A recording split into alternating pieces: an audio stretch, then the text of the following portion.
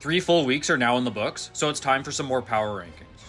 The Devils and Mammoth are the interchangeable top 2 right now, where both of these teams lead the league with a plus 13 goal differential and are currently on long winning streaks. The Canadiens have been great from the start of the season, where even in their losses they typically outplay their opponent. And the Penguins have turned back the clock and look fantastic right now. While I don't usually like making drastic changes, the Avalanche lost all 4 games last week.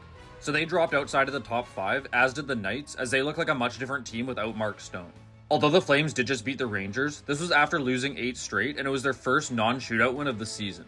But the Rangers and the Wild are both a dumpster fire right now, as both have lost 6 of their last 7 games. The Sharks have actually looked noticeably better recently, especially up front, but their defense is still a disaster. The Blues are another team that's been horrendous defensively, and blowing a 4-0 lead to lose 6-4 in regulation is diabolical.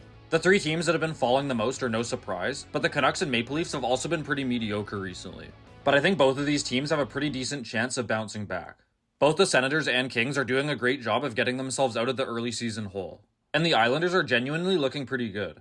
It's not common to see teams on the volatility rankings in back-to-back weeks, but the Sabres are looking better every week. Now for the Hart Trophy rankings, unfortunately Shesterkin fell off quite a bit from number 1 last week. I usually don't like overreacting to a couple of bad games, but I think his stats just fell too much to still be in the Hart conversation.